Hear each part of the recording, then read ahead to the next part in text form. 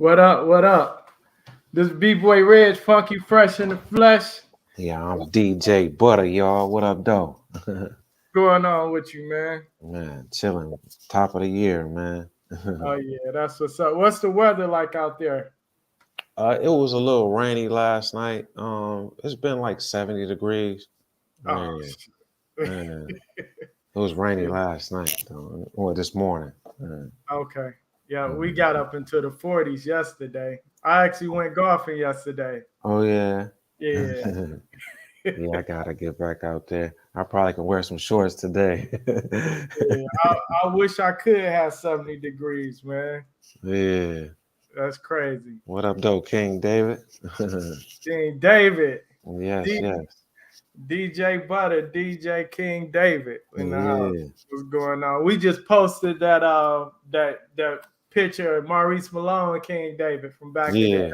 Classic right there. Yeah, classic. That's what's going Yeah. on. Yeah, Happy New Year to King David. That Happy New Pace Year.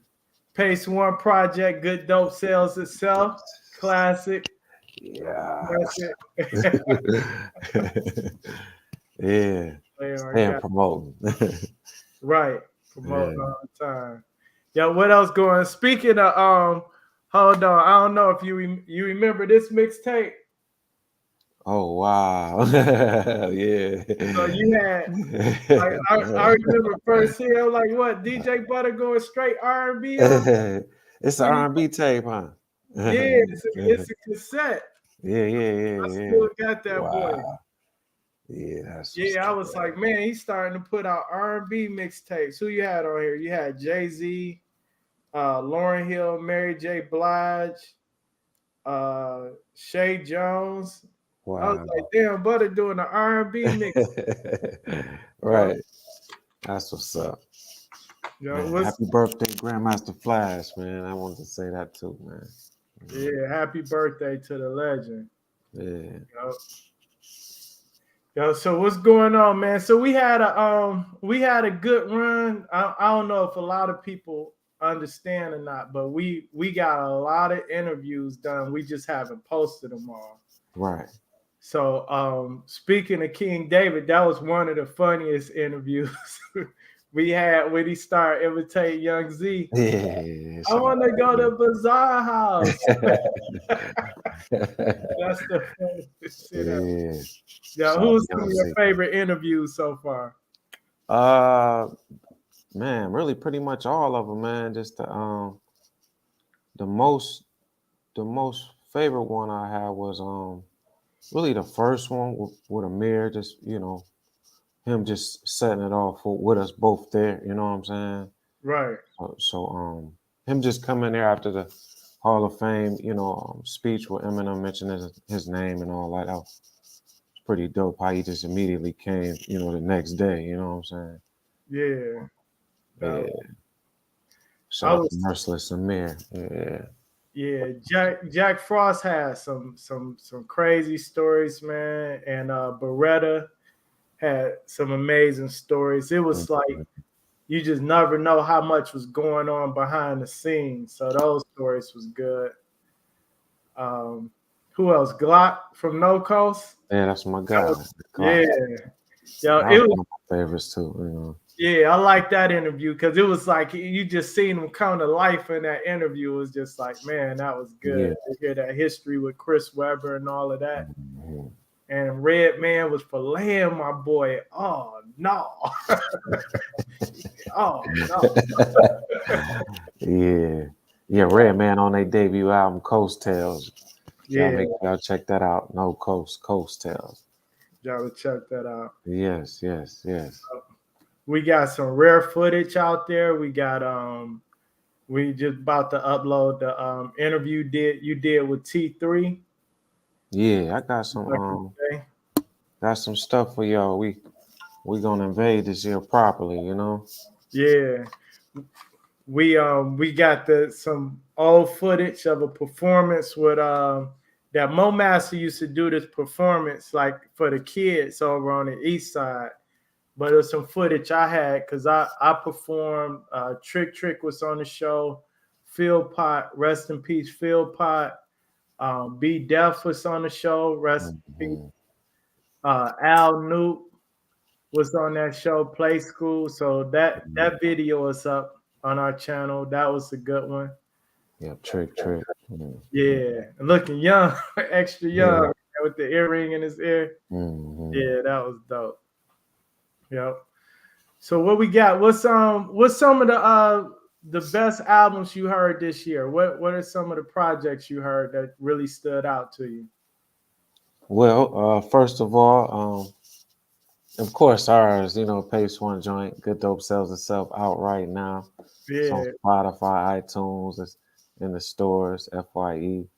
y'all Um, got a video coming out for that, right? For yeah, one. yeah. I was we got 2.5 done right now. So Okay. we just putting little color corrections and stuff like that on there. But that's coming out. What a lot of Rock Marciano, the Elephant Bones joint. I like that. Okay. Ice T started that off. Yeah. Babyface Ray, I like what he's doing. You know what I'm saying? Yeah. Babyface Ray caught on fire this year. I like his whole. I really like his whole movement. You know what I'm saying? Yeah, I yeah, didn't get into the music early on, but I mm, like his movement. When people move a certain way, you almost forced to listen to the music. yeah, Yeah. yeah. It's good to see them guys getting billboards in Times Square. Yeah. Yeah. Man, I seen his and Baby Tron's. Baby Tron's. I don't know if you're familiar with him, but his was like a 3D thing. It came out. His hand came out. Middle of Times Square. It was real dope. You know what I'm saying? Right. Shout That's out sweet. Baby Tron. Detroit. I'm gonna get a billboard when my hand come out in New York. I'm gonna be pickpocketing people. I'm gonna be out there pickpocket. They just see REG and say this guy's what do REG mean? Recognize everything. Everybody pickpocketing Right. everybody. And it was so funny. We went to perform in New York some years ago. This like in the mid '90s, and that was the first thing on my mind. Like, man, put your wallet Yeah, like in your front pocket or something. It was crazy, man. yeah. Shout out to everybody in New York. I met Kid Freeze out there and Oh yeah, Grand Wizard Theodore when we was out there. Yeah, that was dope. that's dope. Monkey I Fresh. used to always trip. I was like, y'all really put razors in y'all face and stuff. Y'all put Yeah, hot razors in. catch a fish. Like, what's that? You don't want to find out. Right. That's dope. Yeah. I think What you think, man? I like Nas what Nas did with the whole King's Disease series, man, because it's like Yeah, that's dope too. Super dope. so a couple interviews made me think about even like with our local rappers, like back in the day, to have a 30-year-old rapper was just, and I said this in one of our interviews, but a 30-year-old rapper just seemed like ancient, archaic back in the day when we was coming up. But we didn't even have a reference, a reference point, because it really wasn't no 30-year-old rappers. And by the time like Kool Moe Dee or Melly Mel and all of them was in their 30s, rap had changed so much. But now, 40, 50-year-old rappers still dropping heat. So it's like now we passed the stage of, hip hop may be a young person's game, but it's a young person's sport, but it's a grown man's game. Right. You know what I'm saying? So like to see Nas drop something like that is big. That whole it's just a lot of people out there, man. Right. Griselda, that whole movement is good. And it's, I'll be seeing a lot of rappers here locally, and they be like, yeah, I still rap, or it's like they're ashamed that they still rap. And I'm like, nah, man, you can have a career that's your bread and butter, but you can still rap and make good music for your core fan base. Just because Def Jam or Sony ain't calling you don't mean like you're a failure or nothing. It's just you know, you didn't make it to the majors, but you could still put out good music Right. and enjoy yourself, man. That's what it's about.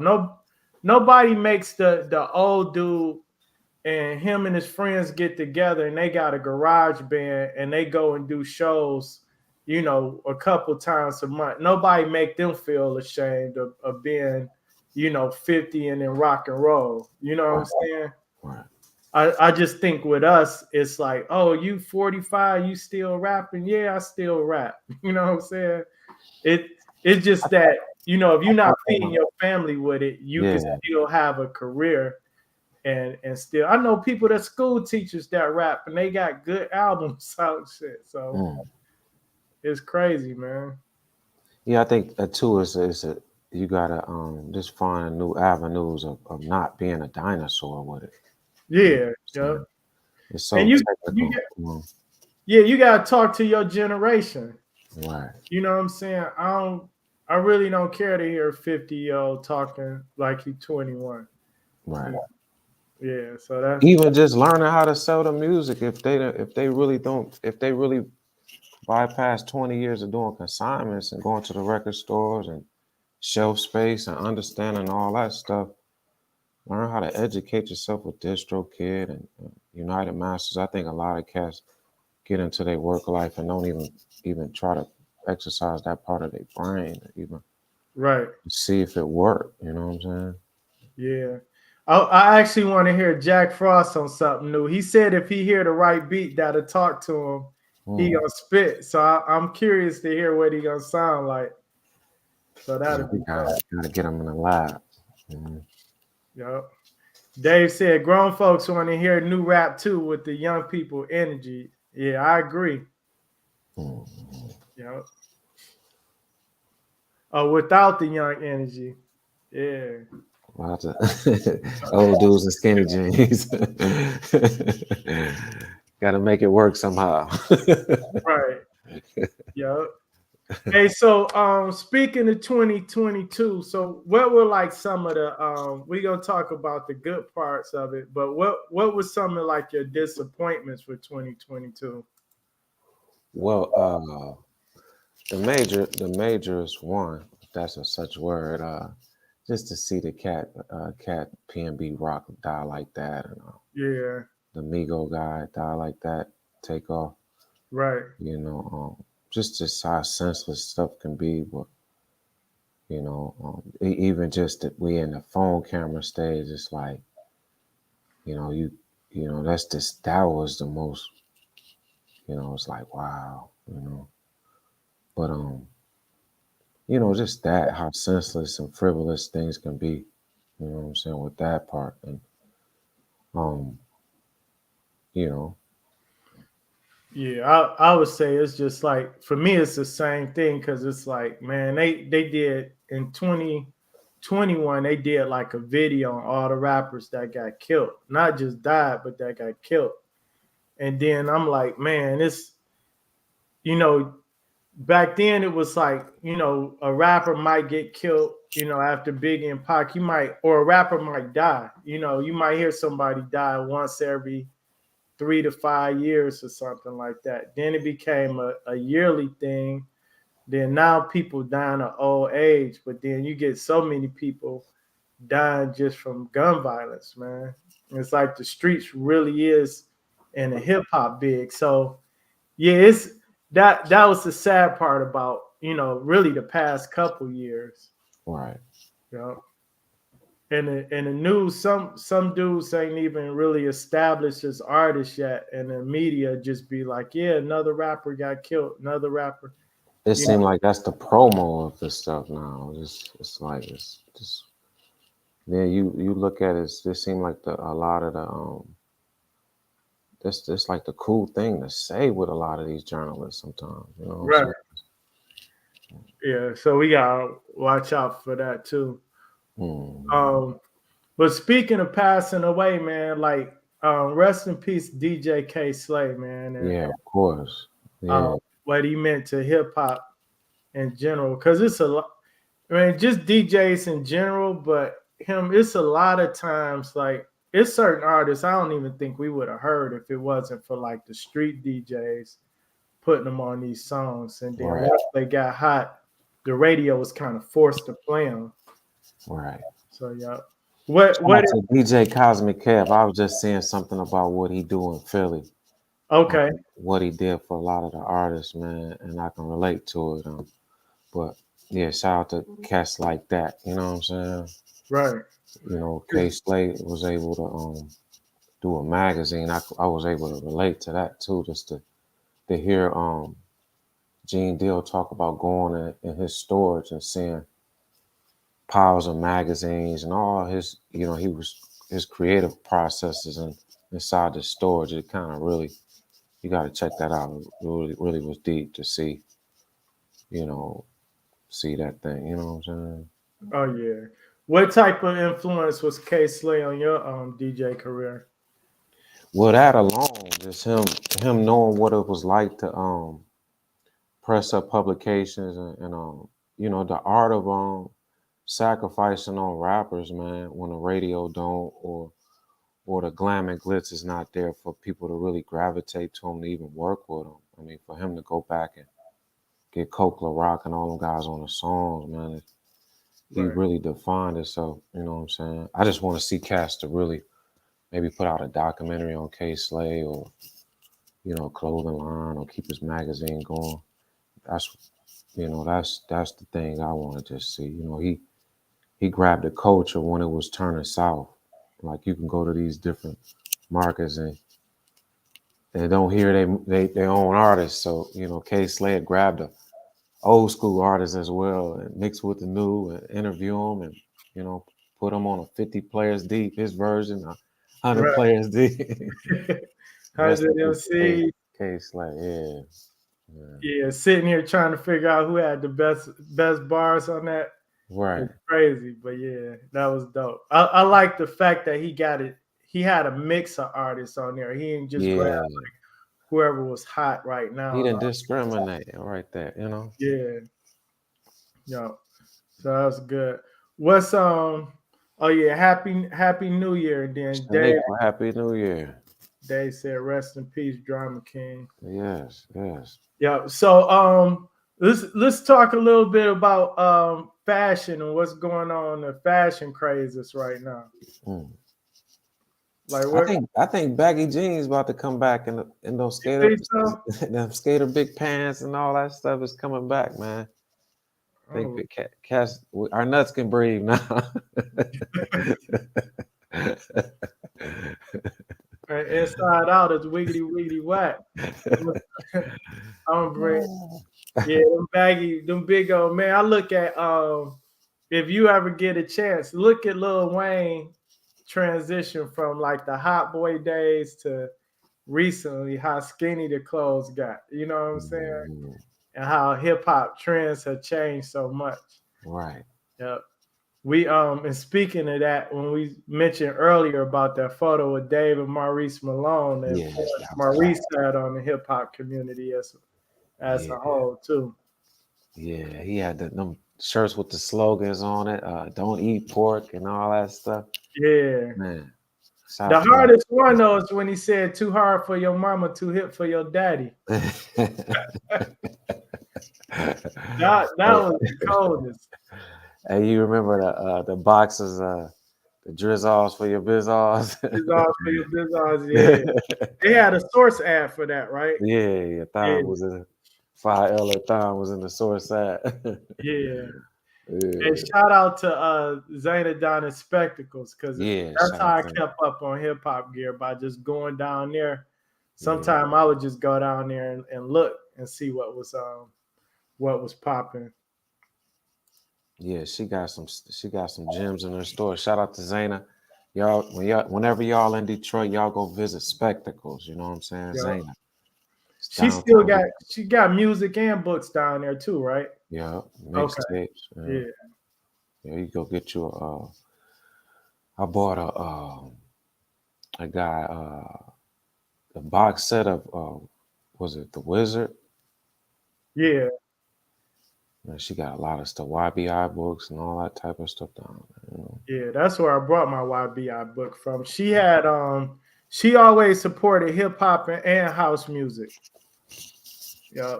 You go So get some Maurice Malone jeans down there now, a t-shirt or something. yeah, what's it called? Brooklyn Men or something like that. What do you call it? Yeah, he no, actually it was William something, but it's actually the Maurice Malone t-shirts is Oh, down you got the original ones? Yeah. there. Yeah. Yeah. Dave said he used to sell them huge cross-colored jeans. I wouldn't doubt it. Hey, Dave was like my man in good times, just like me. He was with everything in the code.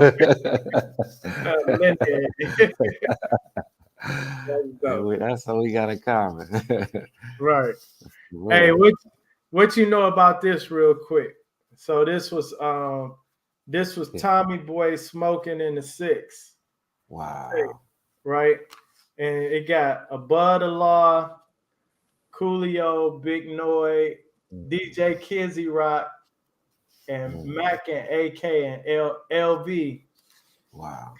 Saying lost our lives. That's what's in Gangsta Paradise. Living in LV was the first Nate Dogg, wasn't he? Yeah. Shout out to LV, you know.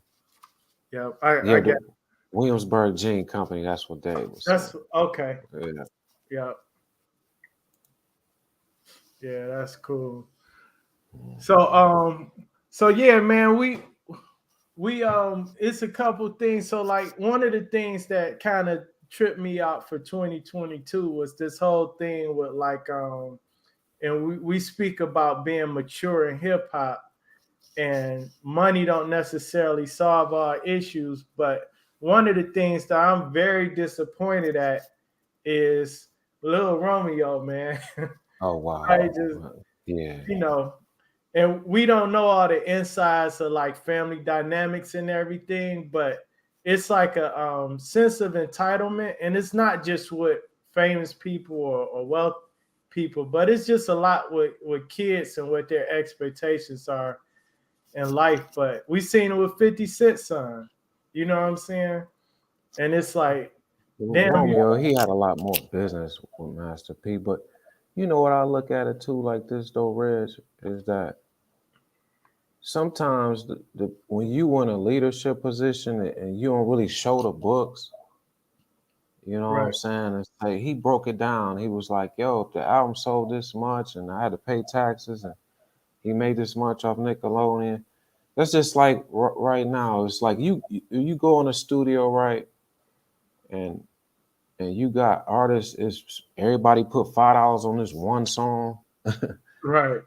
You got so many different opinions, you know, and then want to, you know, it's just the same thing. It's like he had to break it down. Like I had to make sure I get the rap chips off the ground first. You know what I'm saying? So he had to give out a lot of bags with his son's image on there. When his image wasn't even popping like that. Right. You know what I'm saying? So he had to break that down. The losses you take in the first 5 years of business, man, a lot of guys don't. All they see is like, you made some money. Go get them. You know what I'm saying? Yeah. They don't even know if you made a profit or not. They just know you made some money, and you probably went in the hole. Because I think like that single Romeo had was like a that it had Michael Jackson sample. He said he gave all that money to Mike day one. Yeah, it was like that was really like a promo song because you couldn't make no money off of it. But then that's crazy, man. But yeah, he had to take that loss. He broke it down. It's like, and I sit there and say, yo, that's why I don't get in the studio and I want a guy on my song. I'm gonna pay you. I'm gonna go ahead and pay for the time. I don't want to go put it out and you got a problem with it. You know what I'm saying? If you don't like my beat, you know, I'll pay for the beat. You know what I'm saying? But that's the game. He broke it down. He's like, yo, this the books, Romeo. If Bow Wow having problems, why? And he sold way more records than you. Right. He got problems with Jermaine or whatever. Man, I'm your dad. I covered up a lot of boo-boo, you know. Right. Do you think artists as a whole just don't understand the business side as much because they're not investing the money up front. Because usually when I hear artists complain, I mean a lot of times they are getting jerked because they have some bold contracts, but you have to think about it from the other side. I'm investing so much money in you, and then from a record label standpoint, not everything's gonna pop. You know what I'm saying? So like I might have 10 artists and only one of them might go gold or do better. You know what I'm saying? That's a risk I'm taking. So do you think it's just the artist not understanding the overall investment that's being made? I think they their money was scared from jump for them not to go ahead and hire a lawyer to retain a lawyer and say, yo, I'm gonna go ahead and make a commitment to this person.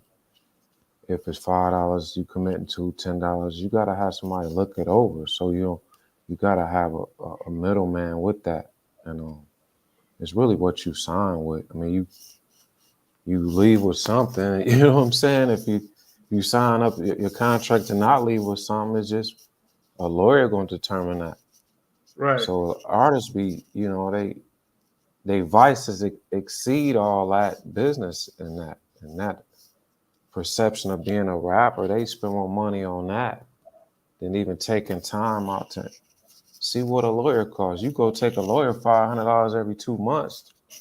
He on your team, you know what I'm saying? It's just, it's just a lot of that. I think it starts from, from the home first, man. Like I say, if your parents can't be that lawyer for you or that investor for you, and you get out into the world, just learn how to invest in something.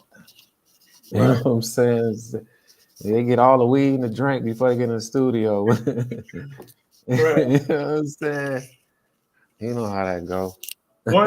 One of the things that I think artists struggle with is, one, you got to know your worth, right? So like you can't get the New Edition deal where you making hit records and you walking away with pennies, right? You taking mopeds for payments or Cadillac car, you know what I'm saying? But at the same time, you do have to be somewhat humble to know that somebody's getting ready to invest major money in you. How much are you really worth, right? So like some of the people we interview, I think Mercer Amir talked about a couple deals he turned down, and things of that nature. But he was already coming into it with an entrepreneur mindset. Like, this is what I'm worth, this is what I'm trying to accomplish, and this deal is not good for me, even though it was some money on the table. I think that's one of the things artists struggle with. And if you don't have a good team around you, it's easier for you to get jerked. Yeah. Or you might turn down a wrong deal and regret it later. We hear that. You look at that time, how many artists at that time had deals? Who was outside of their own homeboy spending money with them, or the local, thing? It was only a couple guys that, a lot of cats went in there and said 50,000, 30,000. I got that in my pocket right now. Right. You know what I'm saying? You just getting a legal check to start your business. You know what I'm saying? Right. You gotta look at the odds on that as well. Yeah. Because a lot of people are signed with the neighborhood dude. You know what I'm saying? And be extorted the rest of their life. And have to pay forever. It's gonna happen every day until JD get his money. Hey, they were showing us that a long time ago, man. I don't think people realize how many gems was in that movie. You know what I'm saying? Man. Like just thinking back, like, and for y'all that don't know, we talking about Krush Groove. So like even when Rush and Rick went to the bank to get a loan, and my man was like, well, what type of collateral you got? You know what I'm saying? They was trying to sell them on an idea of hip hop, but they ain't had no business plan. They ain't had no structure. All they had was a few people that can rap. And the bank, like, we don't give a fuck about that. You know what I'm saying? The other lesson was like, when Ron bossed up in the studio and he was like tripping out on Russ, and he was like, you know, this what I'm about. I'm about getting paid. You know what I'm saying? And Jay was like, man, yeah, Kurt right. And Run that liable to ill out on his own family. Ain't no telling what he might do to us. You know what I'm saying? So that movie really broke down a lot in the music industry. I think when we was younger, we was just looking at it from a fan perspective, but it really was like, it was showing us. Yeah, it was like business 101 to a lot of people, man. Yep. Yeah, I understand why Russell do yoga like he do, man. For real. It's time to get I'm about to start folding my legs in a minute too, man. But think about it though, because like it's a lot of dudes that took penitentiary chances trying to back an artist and spent tons of money on an artist only for an artist to blow up and just go on and leave them. You know, we hear the back end stories just from some of our interviews. And sometimes, to be honest, like it's stuff people tell us off camera. We be like, God damn, like, right. You know, like somebody did them wrong, or somebody ran off with the money, or just all type of stuff. So, man, get your paperwork tight. Know your worth.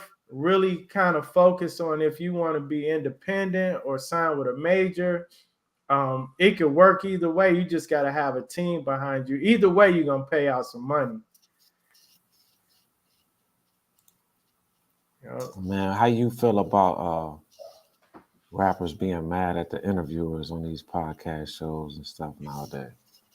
Oh man, don't get mad at me. I don't want that smoke. I'm trying to highlight your career, homeboy. Right. So, but it is a lot of people that are out there that would instigate shit. I don't agree with like a lot of these podcasts where they try to instigate beefs or bring people on. But I think the artists got to understand we're just a platform. So if somebody want to come on and speak their mind, we're not going to instigate it. Our platform, we don't really want no beef on there, right? But like, you really can't control what somebody say or their version of that story, right? So when somebody come on and say, I was with this person and this is how I felt it went down, that's just their story, right? You welcome to come on and tell your side of the story. But it's like people just have different opinions, but don't be mad at me for it, because you ain't mad at Fox 2 when they report both sides of the story. Well, some of y'all will be, but still, y'all ain't going to shoot up Fox 2 house. So I think too with hip hop is like when the word got out this dude is supposed to be blackballed and you revived him, yeah, it's gonna be a problem anyway. You know what I'm saying? Like when you listen to dude talk, some of these dudes talked about their interviews or they expect for that the alliances to coincide with certain people, man. You can't help it, bro. You know what I'm saying? Rap is diva sports sometimes. Some people we interview, we got a natural friendship with, right? Mm-hmm. But some people we interview, they just artists on a platform, whether we fans of their music or we fans of their art or their business moves. And they're interesting people that we want to interview. But I think a lot of times people see that because hip hop, we got this division thing, right? Either you blue or red, you this or that, right? So like, how can you be for me if you're interviewing or even talking to or being seen with this person?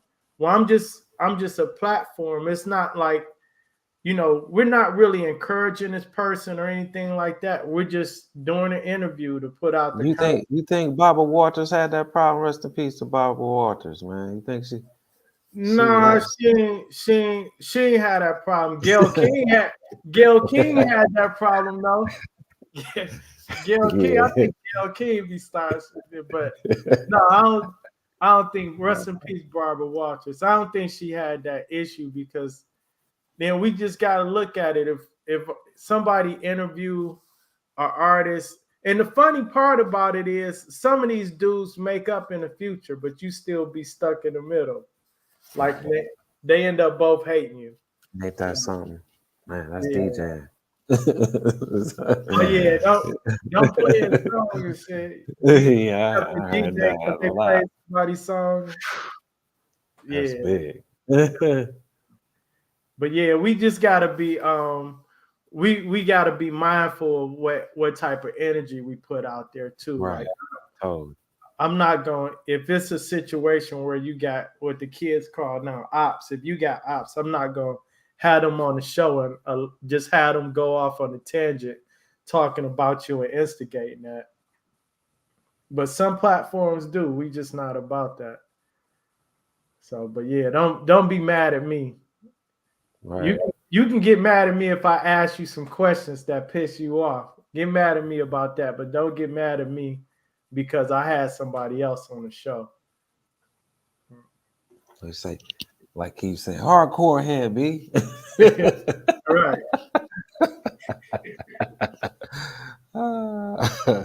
Like man, it's some stuff I wouldn't even like if we Dame Dash, I wouldn't even ask him about Jay-Z. I'm so tired of hearing people ask him about Jay-Z. Like I don't even want to hear him talk about Jay-Z no more.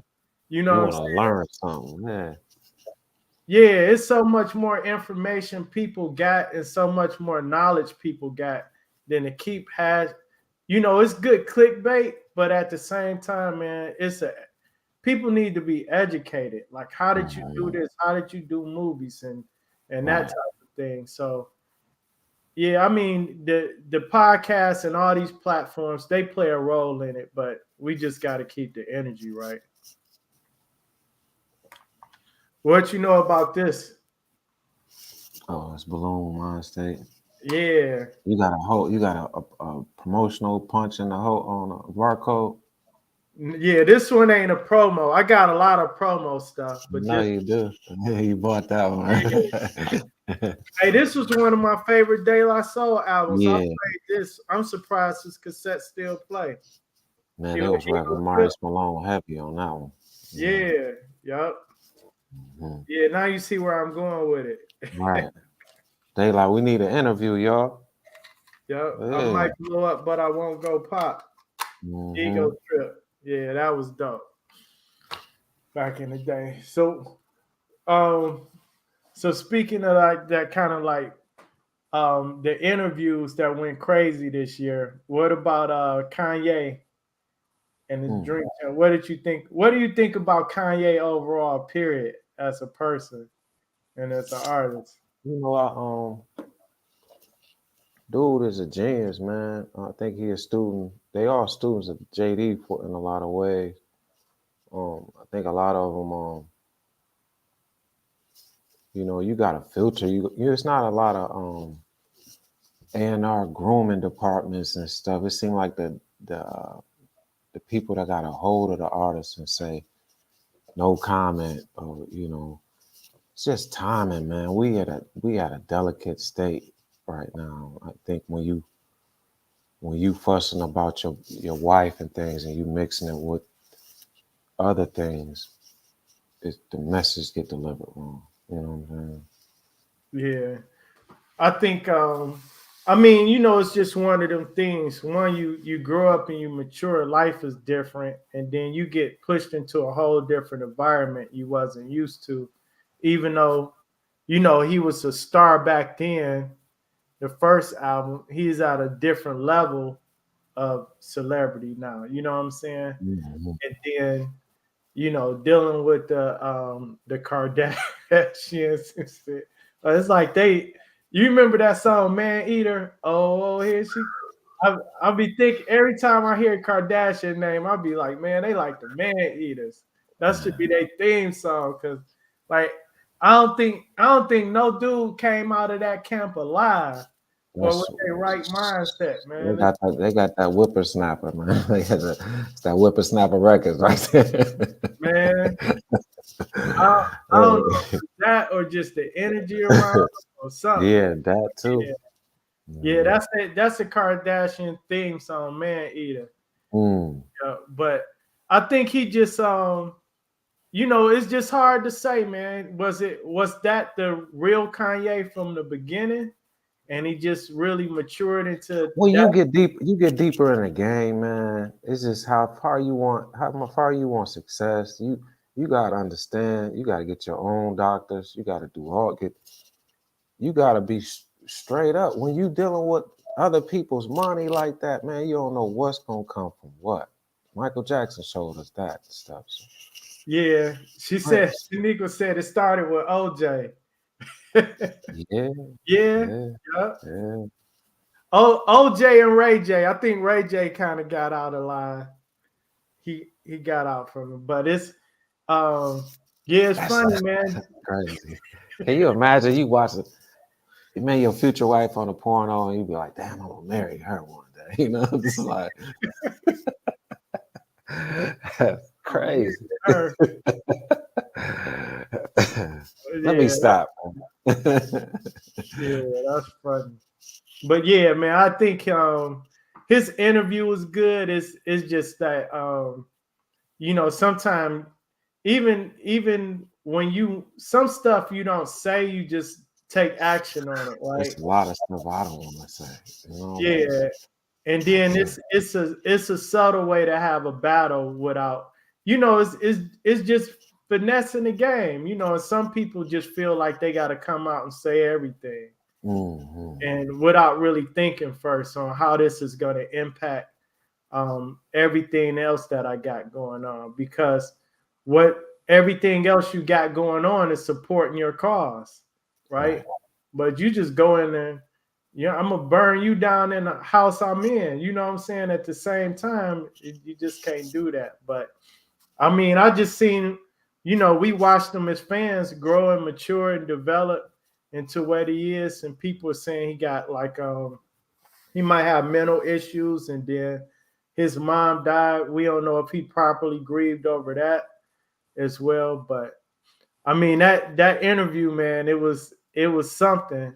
But it was a lot of gems in there too. You totally, Yep, man. I'm gonna take that away from yep. him. And and it's a funny thing, man. Hip hop. I just think hip hop as artists, man, it's like sometimes we have a hard time maturing into adulthood. You know what I'm saying? When you listen to guys talk outside of music or what they're doing in their career, or if their career not popping like it once was, and it's like you see this, it's like the sadness in their eyes, and it's like you're Mhm. still great. You know what I'm saying? And it's other things to do in life. You'd be surprised how many artists you find out they not selling albums or really recording like that, but they writing for somebody, Right. or they doing they working at a label, or they consulting with somebody, or who was it? It was Craig G, right? When we was He, um he at did the eight Eight mile. Mile thing. Mhm. Yeah, he was helping with the freestyle battles and stuff. You know what I'm saying? So it was like, you know, it's it's life behind beyond just being on a mic and in the studio and dropping an album. But can you imagine though, right? In Kanye's position for him to say, "I'm gonna do an album. I'm gonna put Brother J in there, Poor Righteous Teachers, Brand Nubians. I'm gonna get all these dudes a beat and let them do what they do. Feel how I feel in the world. Go ahead and spew it in the world Right. on and show the world this is what hip hop is missing instead of when they already got our souls on this. We present so much of our soul, just even us talking now. So, but if you want to camouflage it that way. So, because you got you backed by, you backed by the best. Right. Yeah, So, that's too man, much like right though. I mean, get KRS-One when he mentions don't eat pork, you know, or chicken or hamburger, man, it stuck. You know what I'm saying? With a lot of us, bro. But I think Right. a lot of this generation missing that influence from those influencers. You know what I'm saying? You That's know just what? Speaking of KRS-One, man, he was like he was ahead of his time with a couple songs. Like, so for one, Are You a Philosopher? When he was like, I'm so and so, I'm this, I'm that. They are just all wick, wick, whack. He was like, they don't care because their company's selling it, right? So he was talking about the industry. The industry wasn't even that big back then for hip hop. But what he said then apply to so much right now. But the song I remember the most that I'm like, damn, he right. It applies more today than it did back then. He had a song called Hip Hop Rules on the Blueprint album. So for y'all young people that don't know, before Jay Karis had the Blueprint, you probably heard Nas say it, but he had a song called Hip Hop Rules, and it was like hip hop rules, and the other industries out here can't take it, right? And he was talking about how rap came along from R&B, disco, pop, country, jazz. All thought hip hop was just another fad, right? And to see how dominant hip hop is in the music industry now, going back and listening to that song, man, you would be like, damn, was he spoke this into existence, right? So it was like, yeah, we was a fad, but but he was saying it as if hip hop was number one back then. Really, it wasn't. But look at it now. You know what I'm saying? Go back and listen to that song, man. You're gonna be like, damn. But yeah. man, you remember in B Street when Melly Mel said, "Don't be a slave to the computer." Right. Back Yeah. then, man, it's like that. You know, they was warning us back then. I think they really seen they seen that the message was about to get doomed, and what they were delivering. They were like, you know, putting Malcolm X speeches on beats and stuff like that. You know what I'm saying? Yeah. So, you know, if those guys, if we slip that medicine in some of the candy, I think a lot of guys, if they want to be that boisterous on these platforms, just do it that way. Right. You Yeah. know Yeah. So what's happening in Detroit hip hop that's sticking out to you right now? just the movement alone, man. Just to see the pride in the city, just to see, you know, Babyface Ray on a Tonight shows, and just us just doing it at a high level, man. It's so celebrated to love for Detroit to love on each other. Just even the other podcasters, just you know, just see that, man. That's the beauty of it, man. You know what I'm saying? Because we Yeah. don't really wake up like Billy T used to wake us up playing Merciless Amir and all. You know what I'm saying? Yeah.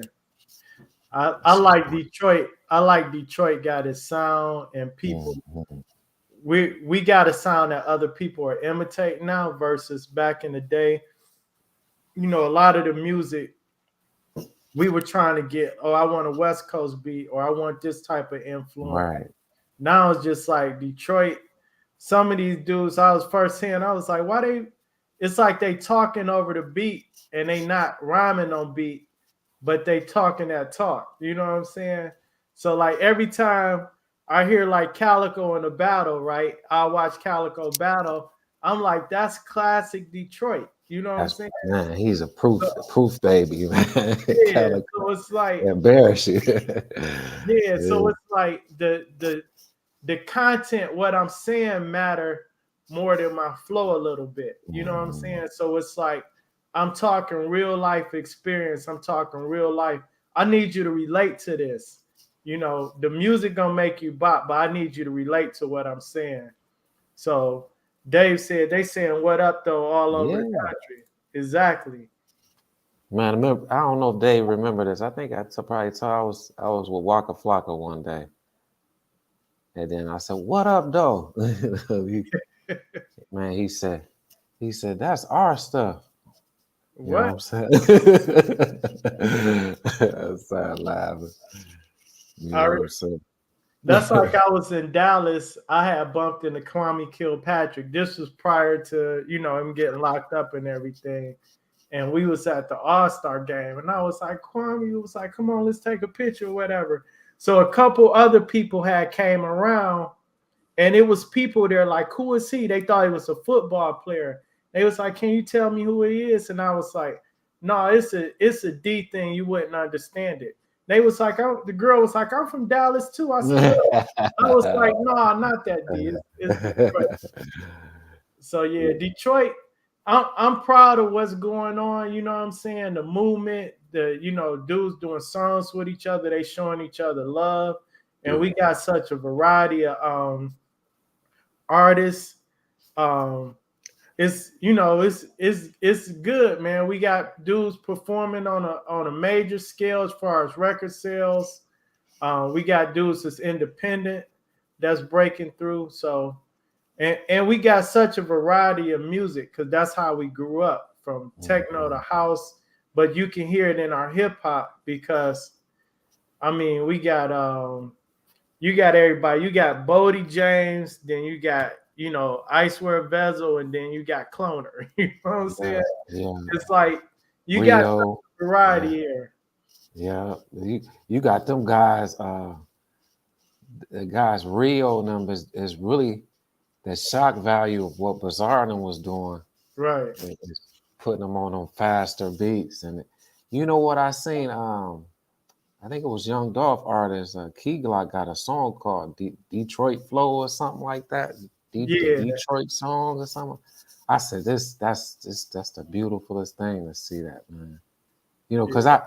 at a point, when I used to sell mixtapes a lot in the streets, man, the record stores be like, man, here he come with these Detroit mixtapes, and you know, my money would be like this. If I made a booty mixtape, my money would have been, Yeah. or put, Man, they used to give you hell. I have on the butter mixtapes, and they'd be like, "Who is these?" They'd be like, "Oh, I know this one. That's such and such little cousin. Why they put him on the mixtape?" I want to listen to that. I'd be like, "Man, come Yeah. on now." Man, the distributors, everything used to give me a hard time. But it's Man, beautiful to see it. it was so funny because like you did the rap game mixtape, and then when you dropped the album, the Kill the DJ album, it was like I was just looking at the names that got signed like within a year after that. And I remember people just like, why put a whole album out with just Detroit? And who is these people always do that? And I was like, nah, these different people. You know what I'm saying? Yeah. So yeah, that was dope. 1999, man. I think my distributor at the time, um, like at that time, they knew more about Dice and Esham and Street Lords and all that stuff because they were all familiar in the sound scan system and stuff. So they called me like, who is No Coast? Who is Royce the 5'9"? I just be like, wow, they coming. You know what I'm saying? 1999. Yeah, that's crazy. So what do you think about like the music content that's out now? And like as far as like the lyrics, people getting more back to actually emceeing and saying something. What's your thoughts on that now? Because it's just a lot. It's a lot of content out there, and it's like how do artists break through and get heard? On one I, hand, or go ahead. when the artist and the producer got the marriage, when the producer and the artist can really sit there and create, a lot of artists nowadays, I did this almost in 3 minutes. I was off the dome. Right. It's like, yo, what does that mean? Like, right? We got to change that. That's what's happening. I think with a lot of this Rico stuff, Rico raps and stuff, man. You know what I'm saying? But but but in all fairness though, because I heard Too Short say that back in the day, like he didn't spend a lot of time like just sitting writing and stuff. Like a lot of that stuff, people did used to make songs up quick where they just had a flow and went with it. But it wasn't no punches. Yeah, that's true. No punching. I Yeah. think the cat said, I can punch it, I can rewind it, I can punch it. It's like, and that's where they at. So you saying not necessarily the artistic part, but just the fact that they could take the easy way out and put in the project, the song together, right? I mean, so you could. I think it's the internet and technology kind of made the hustle lazy, made educating themselves lazy. Right. Just think, man. You can Google where when did Jehovah Witness start? Right. You know what I'm saying, on the internet, and that stuff. It was like blasphemy coming back. Growing up. We had to learn that. Right. What's going. It couldn't be like overnight. You know what I'm saying, things like that. So. But can we really blame the current generation for the access that they have? Because I mean, like, you think about it. If we had these tools back then, we would have used them, right? So we can't.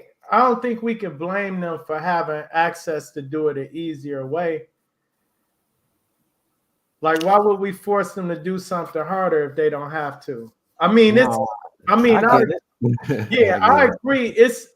It builds you up better if you can do it the harder way and go through the entire process. I get that. But then, right, you ready for it? That's why the kids don't want to fight no more. They rather shoot. Yeah, that's true. They got a CCW. They plentiful. Our guns had to be concealed and we had to hide things. It's so much plentiful. They don't even know how to fight for nothing. Right. And I'm not knocking nothing, but coming up, I knew I had to get a black eye because I was light skinned or whatever. Just like that's part of the program. Yeah, that's true. Let me stop. I had to get a black eye even though I was dark skinned. Hey, that's HP. Right. So you just had to get a black eye one or two. Right. You can't just go commit a crime and go get 100 years off rip. Come on, man. Yeah, come on. Get a black eye sometime, bro. That's all. That's what I'm to take it back to, not to cut you off, bro.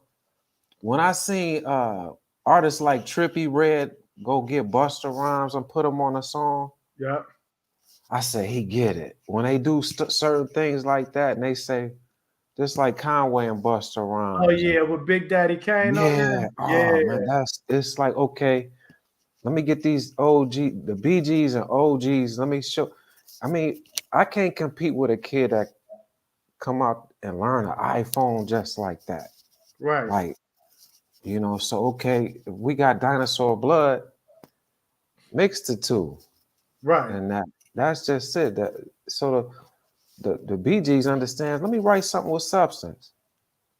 I'm with Busta. He want me to write about this girl, the bunion on her toe. You know what I'm saying? I can't just go off you know what I'm saying? Yeah. Because I think I think what you're saying is true, because the sad part is, regardless of what generation you go through, there's only going to be so much music that stand the test of time. Right, there you go. Right. So I was listening to an interview with Eric B, and he was talking about his version of how they was putting the album together and certain songs, and they was telling him certain songs wouldn't work, ideas that he had, and they end up blowing up. Like, he was talking about how Dougie Fresh was like, nah, Haas, I don't know how this gonna go over, dog. You know what I'm saying? And how Marley Marl didn't like the way Rakim rap. But the collective body of work was timeless, and like all the energy that went into creating that music, it wasn't like, oh, I just did this in 3 minutes and I got a hit record. It's kind of like the watered down version. Is hot for now, but it ain't hot forever type thing. So I think the young artists, even though you got it easy, I think you just still got to think of the longevity of a lot of this stuff because you're not going to be able to tour off of most of this content You gotta forever. get a black eye Yeah. and endure that, you know. We I, see that with the Locks and Dipset. Like their I music is timeless. They had a cult following that matured with them, and they could still go and perform those songs. I don't know if like a lot of the content that's out, one because it's so much of it. I don't know if these guys gonna be able to still make hits 20 years from now, mm, and still be able to perform this music. It it's just difficult to see when you see we had like Return of the Legends concerts here or our old school concerts, and you see a group that come out and they really only had one good solid song on their album, not one hit song, because most artists back in the day had at least 2 or 3 songs. They had one major hit and 2 or 3 good songs that you'd be like, oh yeah, that was my jam, right? right. But it's hard seeing somebody come out there and they got to perform that same song twice. You know what I'm saying? Because they didn't put the energy and effort into making a complete body of work. Well, it's the same frequency. Frequency is the Yeah, same. Boom, boom, boom. You know, just like remember when you heard Tupac, Dear Mama, it was just like the world stopped. You know right, what I'm saying? So right, this not a lot of that. Like, you know, when we heard X Clan over Parliament beats, right. you know, it was like what is, and he spit knowledge, and you know, it was thought about. It was, you know, and you know, it was like, can you imagine like I just seen on Brothers J post, they said the gangbangers was loving the X Clan. Yeah, because of that beat. The The B's music, and yeah. C's was loving. They was giving the pride and the people over the beat. That's why I say if let's think if Kanye put an album out now, he got all these mega platinum artists, but he slip in a Grand Poobah on a song and Man, Poor Righteous Teachers on the track with man. man, I hate to tell you, let's going back to fashion, dog. Kanye should have tapped in the Grand Poobah a couple few albums back and did a whole little fashion thing. You know what I'm saying? Like him and Grand Poobah, that would have been dope. The whole visuals of that. You know what I'm saying? Back Man, then, that would have been dope. Grand Poobah, man, he made Tommy Hilfiger everything, bro. Man, talking to Dougie about Bally, man. Right. He made Bally everything when he had the top tens and the Bally shooting at each other in the video and stuff. Man, you know, for us to understand our influence, and that's what Kanye is pretty much saying in his interviews. That's what I pretty much, you know, got from that. You know? Shout out to Grand Poobah, man. I still got that Sprite commercial. He had the code. Matter of fact, he had the not the coldest Sprite commercial. He had one of the coldest hip hop commercials ever. Yeah. I give a pound to my man with my left hand, then I hold the Sprite in my right hand, Yeah. push the button when I don't want to hear nothing. That was cold, man. Me, I had a little cousin. She used to sing that all the time, so much that I had to record it on VHS, and I used to just play it for her. Right. You know, so that was dope. Wow. So talking about lyrics, I want the people watching to kind of give me their input on it too. So right now, today's music, do you think it's more about the flow and the cadence, or are they really like? Do you think lyrics are still important to the new audience? Like lyrical content, coming up with something that people wouldn't think about. Like when Tresh said, my pants always sad because I rap my ass off. You know what I'm saying? Like, who would say that? You know, or M gap bars. Are bars really still important to the masses, or is it just a select few? Or is it just I can just rap on beat and be like, hey, yeah, yeah. You know what I'm saying? Like what's really important nowadays in hip hop? Or is it just we just broke into our own little sections, like this group like bars, this group like this, and what artists are making have a good balance of that? You think like to have that it factor? I I mean, think you see, even our Detroit flows, man. You know, it's a humor with it. It's yeah, you know, it's a lot with with the cleverness of it all. You know, I don't know if you listen to Rio, Peasy artist Rio. yeah, yeah. You know, it's super shock value. You know, what King David say? He equate the Detroit flow to techno music in Mm, some strange way. It's kind of futuristic. mm, Yeah, it is futuristic. mm, mm.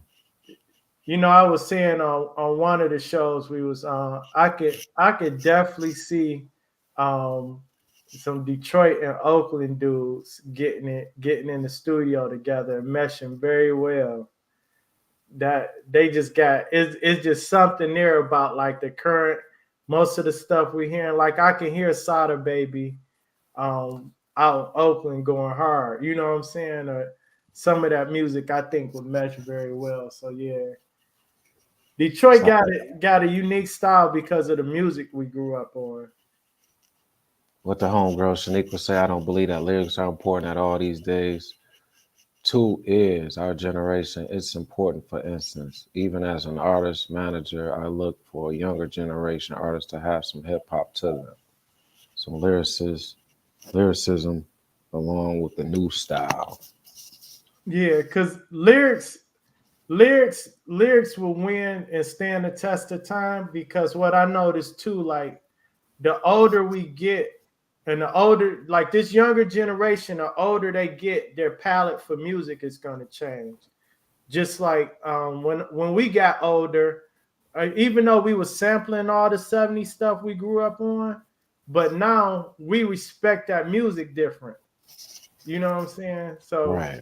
when you hear me and Mrs. Jones got a thing going on, like, oh, that was a sneaky link. You know what I'm saying? Like, They was dissing each other on songs.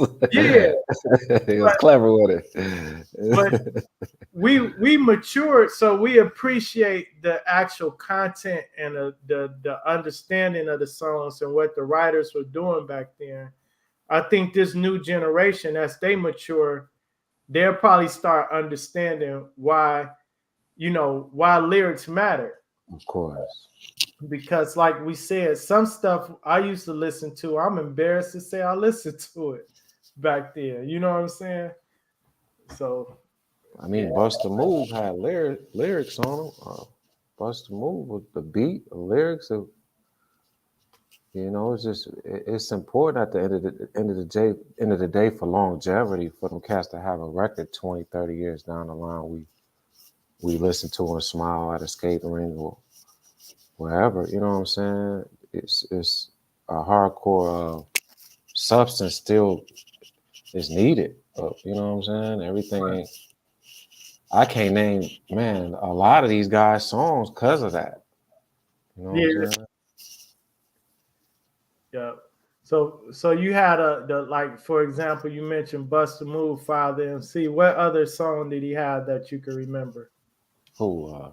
Father MC. Father MC, fucking, He got another one. I can't think of it right now. But if you man, went to see Father MC in concert right now, could you could he hold down maybe like a 30-40 minute set? at a Valentine's Day gig. You think at a Valentine's Day get?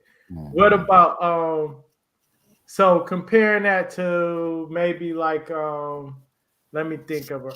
Comparing it to EPMD, right? Mhm. So we can arguably say that Father MC hit song crossed over and had a bigger mass appeal than most of EMD's songs, right? EPM. EPMD song, right? But if you had EPMD and Father MC in an arena together and you both gave them 40 minutes to rock, who would you rock with? EPMD. Because Right. it's simple. They had more work to criticized too from. Yeah, and they had a bigger body of work too. But it's like it's just showing artists like now, if you put the same effort in, and you never know what song is gonna blow, right? And the Young MC had Ben Franklin said Young MC. Yeah, I mean Yeah. Young MC, not Father MC. Young Did I say MC. Father? Yeah, Young MC. My bad. Young MC, Young MC. Yeah, Young MC, he probably had to play Bust a Move a couple of times. Right, He right. got the classroom joint. Hey, what Yeah, was I somebody? can't. Yeah, I can't remember the song. And his pen game was good. He wrote for other people, but the point I'm making is that when we talk about the younger artists, they have something in the past to look back on and say, okay, I either want to be like that or I want to be like this, right? Because I can have a hit record if I go and ask my 60-year-old family members what a EPMD song, they probably couldn't name them, but they can damn sure name that Bust a Move song by Young MC, or they might know the lyrics. But overall, if I put them in a concert setting together, EPMD probably gonna rock the show more, right? So as an artist, you kind of got to decide how can you balance that out for the longevity of it. And do you want do you want a bigger body of work that's going to carry you for years and years to come? Right. That's the message on rap is something you do, hip hop is something you live. Right. Boom, right there. Hey, you remember this project real quick? Let me see if you can. I'm gonna show you the color of the tape first. You got a whole table full of it's we gonna do this often. It's a red album cover. I might can show it to you. I don't want you to see the words yet. American, that gotta be Ghetto Boys. Nope. Not see if you can recognize it from the album cover. That's Rick Rubin's label, ain't it? Nah. This was Milk Project Never Dated. Wow, you have that? Wow. Yeah. Oh, I got shit over here, man. I think that's Rick Rubin's label, ain't it? Look in the credits, man. This was it was on American, but I don't think this was Rick. I think Rick Rubin's was Deaf American. Oh no, this do say Rick Rubin. And Nate Robinson. Yeah, Nat Robinson. Wow. Executive producers, yeah. You know, he put out the Ghetto Boys, Rick Rubin. So yeah. I remember that. Yeah. City Under Siege and all that stuff. Yeah. Shout out to Scarface. He had a song with Kid at Rock on here. Rubin Carson. Yep.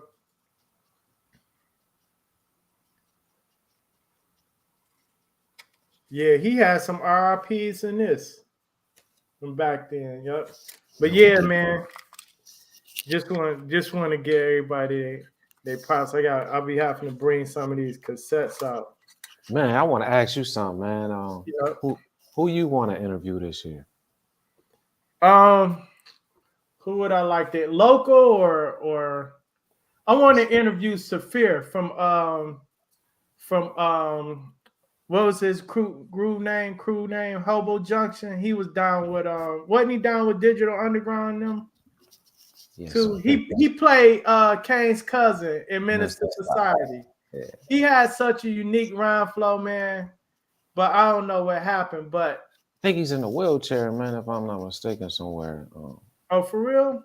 Yeah, shout out to Severe. Yeah, I think he got some health issues, man. Oh man, that's we got to get you on the podcast, Severe. Yeah. My number one, and I haven't been up on them lately, but one of my bucket list interviews will have to be Threat. Threat. So if y'all don't know who Threat is, and I bring his name up often, yep. It was DJ Pooh affiliate. He was on Ice Cube Death Certificate. Whistle Down the Street, bust a U-turn, come back and get served. He was on that Colorblind. Yeah. He had the coldest verse on there. I don't care what nobody say. He Ice was Cube, on, Colorblind. yeah, he was on Tupac album. I think it was the first one on the song Peak Game. He wrote songs for Easy. Yeah, it was Easy he wrote songs for. Um, he was on the Alcoholics album. He was King T album. He was affiliated with that whole Pool Alcoholics, LA Posse, that whole vibe. He had a St. Ives commercial that was out cold. Wow. Threat was one of the illest MCs from the West Coast ever to me, except I think his album just came out too close to the Chronic, to be honest. And that just got overshadowed by that. But my favorite West Coast MC, and I'm not talking about just skill wise, even though he can hold his own. My favorite West Coast is King T. King T, yeah. Yeah. King T, we need an interview, bro. For real. Yeah. So yo. For real. So I want to interview Rakim, bro, and we need to get Vanessa Del Rio on the show. Gotta interview her, man. Yeah. We gotta get her on there to ask people how can dudes survive the Kardashians.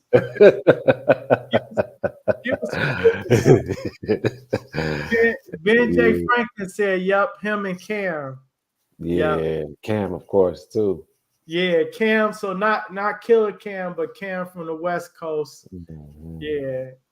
And Killer Cam. We need you on here, Killer Cam. Yeah, we definitely, that's a no-brainer. But yeah, it's just a lot of people that had a huge impact on hip-hop, and their music actually influenced artists that went on to be bigger and better, or they were affiliated with a lot of people and they were contributing to a lot of these albums that we hear out now. So yeah, but yeah, definitely I'm Rakim. East Coast will have to be somebody like J. Rue the Damager, Grand Puba, of course G Rap. G, we need you on here. Your boy Barry from Detroit.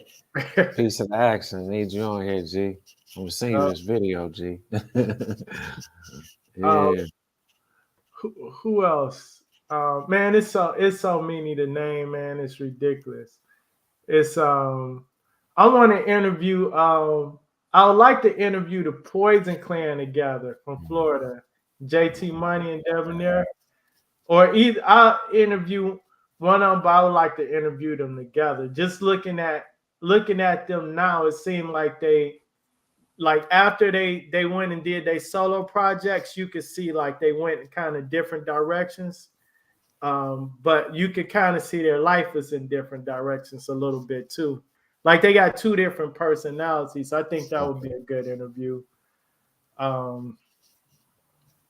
it's so many legends out there to interview. But like the Beat Nuts, some more producers. I don't think we give enough producers and DJs credit. DJ Aladdin, we need you on the show, bro. DJ Aladdin. You know what? I want to interview Cash Money and Marvelous. Just clap your hands and make your hands clap. Yeah, man. That would be dope. Tap Money. Yeah. Steady B. Let's be the first to get Steady B and Cool C on here, you know? Yeah. Really. Yeah, that'll be dope. But yeah, what's your goals for the new year, man? The goal is to make the Funky Fresh brand a lot bigger. Do a festival soon, type of gig. You know, and just to really to make what I built with Detroit hip hop to be self-sufficient, man. That everybody kind of give the energy back, man. That's just all. It's like, because I'm here in AZ now, I would like to see Dilla Days go on and 313 gigs and, you know, more stuff celebrated. People calling in and want to be a part. You know what I'm saying? what we're doing. You know what I'm saying? I think I'm gonna go to law school because I think these rappers gonna keep me paid. Real Man, time. y'all just, I'm like, man, y'all paying attorneys for nothing because y'all turn around and put everything on Instagram and YouTube. Like, I'm like, how is this? I think this where we failed the next generation, dog. Because like we didn't have access to expose ourselves like this. But I think the OGs really failed a lot of these dudes by saying, "Look, man, you can't be seen doing everything." So I really think, What yeah, they say that the OGs when they got real jobs and gave the BGs guns. yeah, That's yeah. some You real see, stuff. all, all the old dudes, they still rapping about drugs, so they came up rapping about drugs and violence, but then they sent all their kids to college. You know what I'm saying? And there's nothing wrong with that, but still the young dudes need some guidance, man, on like what some stuff you don't put out there. We just seen Bro. they got these dudes here to be stealing a lot of Kias, right? Because it's easy to steal. I don't want to tell them how they steal them, but there's a few other cars, and they name their gang after the car brand. You know what I'm saying? But they record themselves stealing the car, so they be posting it. It'd be like, damn, where did we fail them, or are they just that ignorance? You know what I'm saying? So it's like, Yeah, yeah, to this day, I see cats with their pistols on the internet. I'll be like, just blown away. I just be like, wow, like yeah. still to this day, y'all still doing that? Like, we gotta get better than that, man. For real. Romeo said, B-Boy Reg and Butter, my day ones. What up, Ro? Hey, Right on y'all. platform, man. Shout out to Ro. Hey, if y'all don't know my guy Romeo, so the funniest shit, right? We gonna get him on. So the funniest shit about Romeo, right? We was extras in the movie 8 Mile, right? So like in the battle scene, a lot of people don't know. They asked people from the crowd. First of all, they was like, "Who in here rap?" Right? Like, no shit, everybody in here rap. You know what I'm saying? Like, so they was Wrong question. right. They wanted some extra battle footage. So if y'all watch 8 Mile and y'all see like some extra scenes with M and Marv One or M battling that girl, all these extra scenes. So they had everybody sign up. We all signed up, and they would just call your name. They didn't immediately have you go battle. They would just be like spit a verse. So Romeo coming up, Romeo never was a rapper, but he had a couple rhymes that he wrote. So Romeo goes up there and he spit his rap. He's steady smoking rap or whatever, right? Next thing you know, so when the movie came out, we didn't know nothing about it. But when the DVD came out, there was extra deleted scenes. And I'll be damned, one of the deleted scenes they posted on the DVD was Romeo. And we like, God damn. But it was just funny to see that. Romeo was up there hanging with Proof and meeting with Kai Pfeiffer and all of that. We had a good time just doing that week of the scene we was in, we filmed for a week. But that was just a good experience, man. Then Romeo had I had a song, I won't say the name of the song, but Romeo ended up writing a verse to it after hearing it. He ended up performing it with me everywhere I performed it and shit. I'm like, then he hit me up one day. He like, yeah, man, I'm over here hanging with Obi Trice and shit. I'm like, nigga, what? Then he called me one day, like, yeah, some dude in Nebraska doing a video, and Obi featured on the song. They want me to play the extra. So Romeo played the dude. They was redoing the what was the belly? The dude that played Kane, the guy with the perm, and he was like, I don't like that shit. Yeah. So Romeo played him, and I'm like, nigga, now he be hanging with other rappers and shit. But Romeo, my guy, man. Man, real people's person, man, for real. Yeah. Go check out. He got a clothing line, and it's got he got no head, no bread on there. I'm gonna show it. I'm gonna probably rock one of the shirts one day so y'all can see it. I'm gonna get one too. Yeah, Romeo Willis. Yep, that's funny. That's our guy, Yeah, man. We've been knowing him since we what 10, 12. I know. yeah. Used to be jitting. So like for y'all that don't know, in Detroit, we got this dance called the jit, and it's all about like your footwork. So a lot of the jit music was either like house or techno music, right? But it was hard. So in Chicago, their version would be like they call it juking, you know what I'm saying? But Detroit, so we used to go to clubs, and Romel and some of our other dudes from HP would be in there jitting, getting into battles and getting into fights. Mm-hmm. Yeah. Shout out to the dancery, Maxis. Yep, Max's UQs. Yeah, man. Yep. For Yeah. real. Romel, I got some footage of Romel performing, spitting that verse for Steady Smoking. I'm gonna post that up. I wonder if those outtake bonus checks was way fatter than our checks were. Hey, Yeah. So when I got called, I got the call back. I didn't know all the details. They just told us where to show up. So like I was just canceling all my appointments and shit, and I was going down there, and we'd be down there all day. I was just happy to be there. I didn't even know we was getting paid. Me neither, bro. Yeah, I was just like, oh, I'm about to be part of the movie. I hope they see me and shit. It's cold outside. It didn't care. It didn't even matter, bro. Yep. You know? Then I think it was like several months later, I ended up getting this check. And I was like, damn, this for what? And it didn't have like 8 Mile movie or production. The Untitled Hip Hop Project, a Detroit project. So I got a check stub in my room somewhere. And I remember I was getting on the freeway driving, and they was burning this house down over in Highland Park. And right off it was on Beersford or one of them streets off of Davidson. And I was like, why they burning that house down? It was like a big film crew over there. They had a controlled fire. And that was the house they burnt down at 8 Mile. So I remember that. And then it was just like crazy because I didn't know I was getting paid. I was still closing deals. I was making phone calls from there. And they wasn't tripping over phones because we didn't have like camera phones that much back then. So it was like so then I think Romel was still getting paid when the DVD actually came out. I think they was paying based on DVD sales or something. He had to tell you that story. I don't want to count his money or nothing. But for some food and a good time, man, and meeting people and networking, that was a good experience. And the girl that N was battling was Diffusion.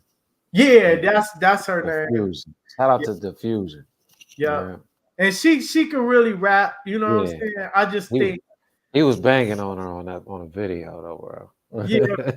For one, it's him, and then two, it was like, you got to think of your nerves bad and you getting up there, but she can really rap though. Yeah, she can. Yeah. Shout out to Diffusion. And shout out to King David, because like when the movie premiered, we was at some I think we was at Mahogany or one of them clubs, and it was a lady in there from the news, and she was interviewing people that was in the movie. And Dave was like, yeah, go talk to this lady. And she ended up putting me in the newspaper it was me, Dave, Proof, Bushman, Corona, and K-Stone. Yep. So yeah. Yeah, he was Dave. But fun fact, Dave he was the DJ for Lickety Split of the movie 8 Mile, Lickety Split, aka Strike from the Mountain Climbers. I actually got on his clothing line jacket, man. Shout out to him, bro. Just supporting, bro. You know what I'm saying? He got his own clothing line, but Yeah, so Lickety Split is actually Strike. Yeah. For the Mountain Climbers. Romel said he got upgraded from an extra to a stand-in, which gave him access to all the food for the act. Oh yeah, they did have like, so when the actual actors came down before when they would set up the scene, they would have people that just stood in those places that was like similar heights. So Romeo Right. had got a little Romeo, if you ever want to go somewhere and get privileged access, hang with Romeo. Yeah, no doubt. Like I don't care where we go, we be like, man, we paid for the nosebleed seats. By the time the concert on Romeo, I was in front row and That's what, man. backstage talking to Redman or some shit. Right. Yep. He said rest in heaven. Proof made that happen for him. Yeah, that's what's up. Rest in peace, Big Proof, man. Yep. Yeah, Ben Frank said Mahogany used to slap. It was all back in the day. Yeah. That's King David and was rocking out there. I seen Common used to come out there, Common at Slum Village. See Common out there as a student with Slum Village, you know. Oh man, them dudes was studying. They was studying Dilla stuff. Mm-hmm. I remember Common performed at St. Andrews at the shelter, and he was like something. He freestyled. He was like something. Give me the ass, but I don't fuck with chicks that used to go to Cass. And crowd went wild, like God. You'll find Common record shopping in Detroit just on a humbug, you know. Oh yeah. Yo, but yeah. Detroit got history, man, and we love it. We gonna bring, when y'all see some of the interviews we got coming up, like we've been putting the clips out there of some of the people, but when y'all hear the full interviews and watch the stories and see people just come back alive during the interview, and like we got people talking about they had whole projects with Dilla and it got erased and shit, like people just working with people we never knew about, like people doing major TV production and shows and stuff like that. How much Suge Knight, Death Row had their hands in a lot of stuff in Detroit. Oh man, like we got so many stories of people talking about just hanging with Suge Knight, and Los was like, yeah, I was just chilling on the couch and Suge came and was like, let's go to the game, and it was like him, Suge, and Corrupt. Like some of this stuff became normal to a lot of people, whereas as fans, we like, damn, we just never knew. But at the end of the day, it make you realize, like, regardless of how famous somebody is, they still human. Right. Shout out to Suge Knight. Yeah. You know, I met him one time where I actually seen him in person one time at the show, Russell Simmons, the show. I was invited down there, and he had Bloods on this side and Crips on this side. And they were all like in harmony, man. It was just, I ain't never seen nothing like that, man. That's crazy. We got speaking of the show, so if y'all go back, I'm gonna share some footage on our YouTube channel. I'm gonna cut this clip out. It's a clip where Wu-Tang Clan is performing, right? And all of a sudden, you just see all these papers, like magazines, getting thrown up on the stage, right? I don't know if y'all noticed, but those are Funky Fresh in the Flesh magazines. Yeah, I did it. Butter was there. I remember he came home and was like, man, did you see the show? I was like, yeah. He was like, yeah, those was the magazines I threw. I was like, what the hell made you just throw a bunch of magazines? Yeah. Man, shout out to Russell Simmons. He gave me and my brothers and my homeboy Ken D some tickets. Biggie was there that day. We sat next to Biggie. He was putting on that gray suit. You know, I wanted to get a picture, but he was fixing his tie and stuff. I didn't want to bother. Biggie was there. Run DMC, Jam Master Jay. You know, Method Man was messing with the FOI all day. You know. Mr. Malik was there, you know. Shout out to Mr. Malik. Yeah. Wait, you talking about Malik from Illegal? Yeah, he was there. Yeah. He was there, had this big old puffy coat on, man. He was this little small dude grimming everybody, man. You know he was holding something, but he was just, you know, just mean mugging. You know, Warren G had him with him. It was a cool day. It was a real cool day. That them was two dudes that I kind of was rooting for in hip hop. Like I remember like, hip hop started getting these younger cats like, 13, 14 and all of that. Mm-hmm. Like the youngsters and Illegal were two that stuck out. But it was like Shaheem was one of them, but really like Illegal, I just felt like they should have did a lot more because of the content they had, the way they was rhyming and everything. Jamal got busy. Like Yeah. up until like I remember it was a song Redman had. It had Scarface on it. Redman, Jamal got busy on that. But it was just like and Malik started hanging with Death Row, right? He was around them, and Jamal was more like with Eric Sermon and Redman and all of them. But man, when I just that we gets busy, I got that cassette somewhere too. I'm sure, but it was like man, that was one group. I just thought when I think about Mobb Deep, I think about what Illegal could have been. Mm-hmm. You know what I'm saying? But yeah. I think too at that time, like they say, the West Coast needed game. They needed game to blow up. Dre needed game to blow up after 50. I think when Illegal went to Dallas, Austin, and Atlanta, there was a lot. It was a lot of talent with them dudes. If they would have probably worked out on the New York label, Yeah. or, it would have been more longevity, or LA label. At that time it was,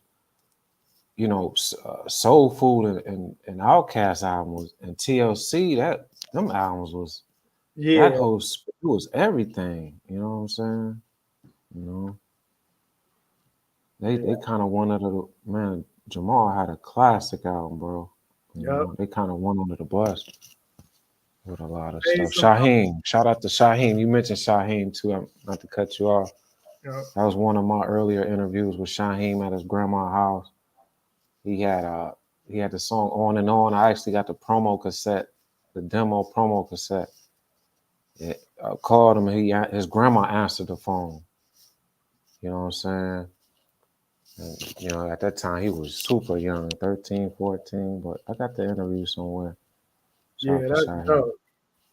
Yeah, we got to pull that up. That's another thing. We got a bunch of old footage performances, old interviews. We're gonna pull them interviews up from the file, so like y'all can hear people how they were back then at a younger age and what they're.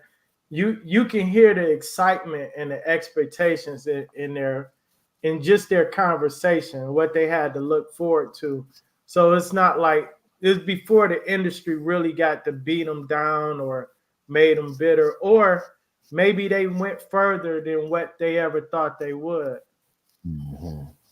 Yo, Shaniqua said him and Chi Ali was her favorites. Yeah, Chi Ali. Yeah, AJ nothing but a number. The girls look so good. Next. Yeah.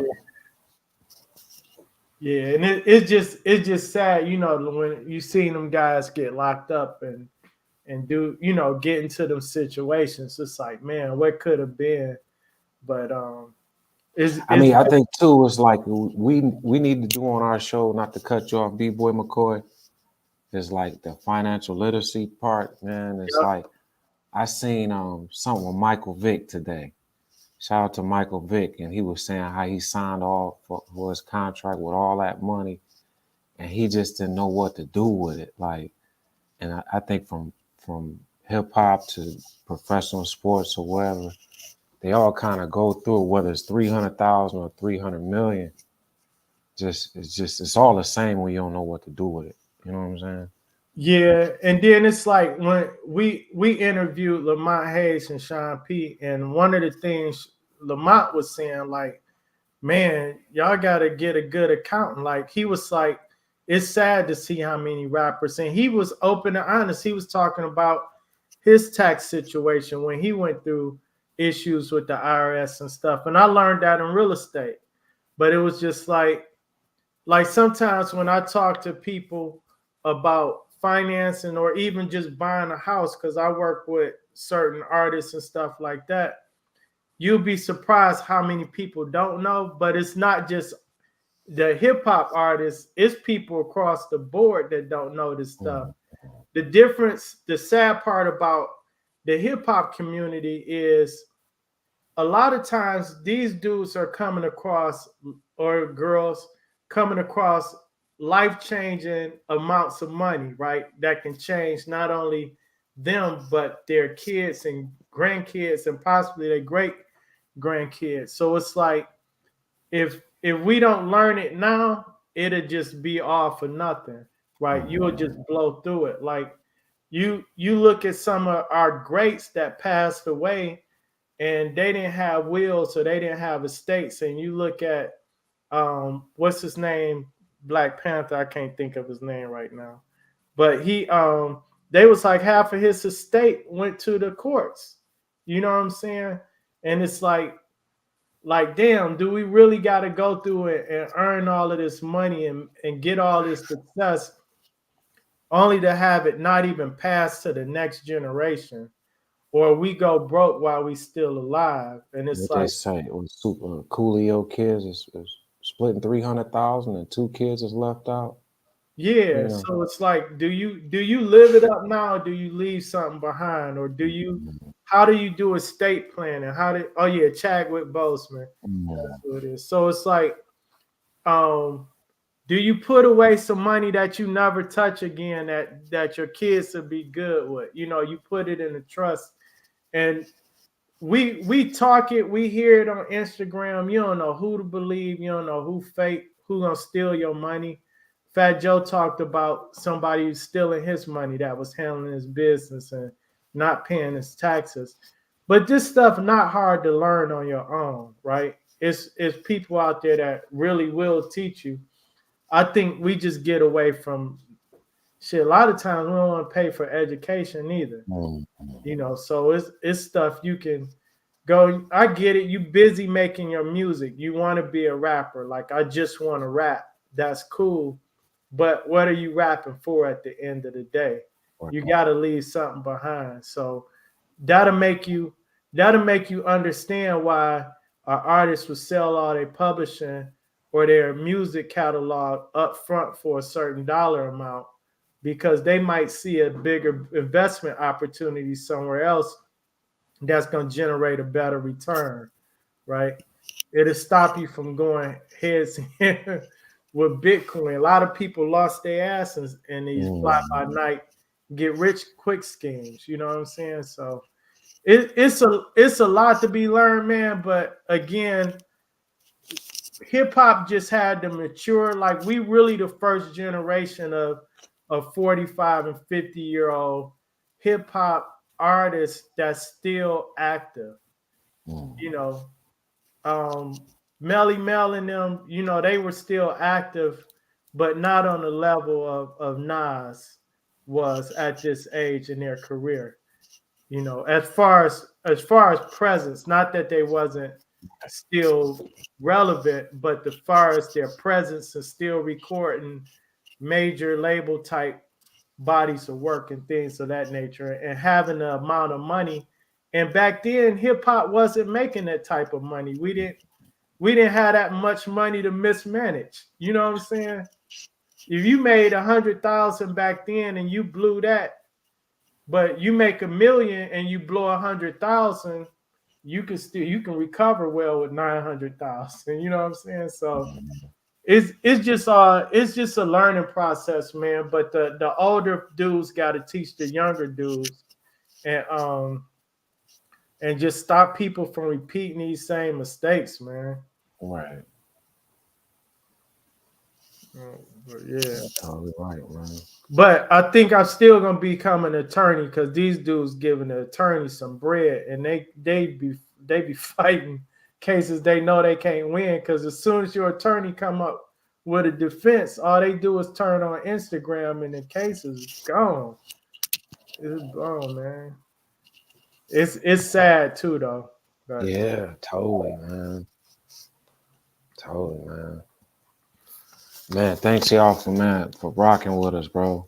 And Ben Frank, DJ King, David Shaniqua, everybody tuned in with us, man. Asking questions, man. Thank y'all. You know. yeah, we appreciate the support and everything as we grow the channel. Yes, We sir. will be coming back live. We're gonna have some guests because not all guests are available to come into the studio. So we will be doing some remote interviews where we bring people on live, and we will let y'all ask the questions and comment. So some of y'all favorite artists, y'all will be able to interact with them as well. Squirrel Biz. All right. Have a Yeah. good one, Funky Fresh in the Flesh, Good and dope cells and stuff, y'all. happy New Year. Hey, I'm a grown man. I got a verse on that good dope. Yeah. So in case y'all want to listen to something, fly grown man and all that stuff, not pat myself on the back.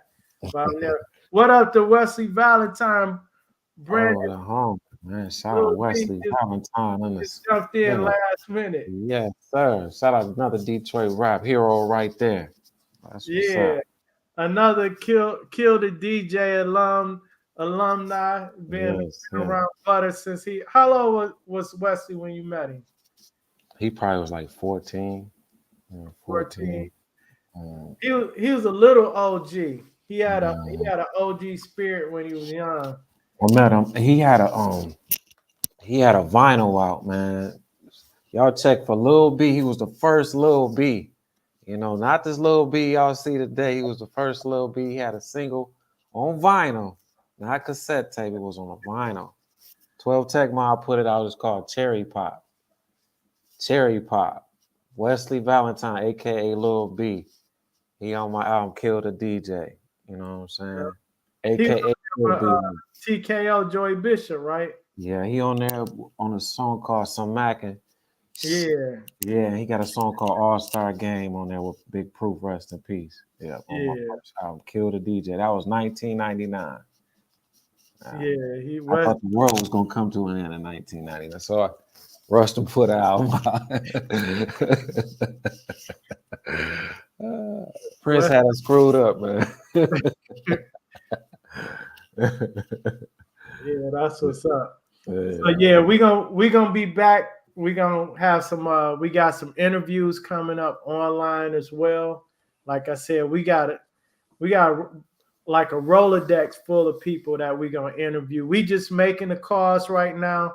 Another thing is a lot of people, especially here in Detroit, people be like, "Oh, you should interview um, DJ J or whatever their name is," and they be like, "Some of these people we don't know, but we'll do our research."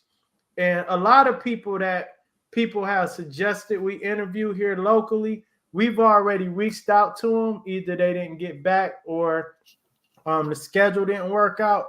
But you'll be surprised who we already got on our list, and you'll be surprised who we already interviewed. We just haven't posted the content yet. So pretty much all the legends, what we consider legends from the 80s, we pretty much covered. And we got a few other people on the list that we got to get to, like the first people that had record deals, first people that had albums out from Detroit. All of these people that influenced everybody else up to this day. We just working our way back from the 80s. We just felt it was right to cover that era first. Yeah, give them And their work our flowers way for up. real. Yeah. Yeah. So I'm gonna let y'all know if y'all didn't get back. One monkey don't stop our pornos. You know what I'm saying? Just let y'all know.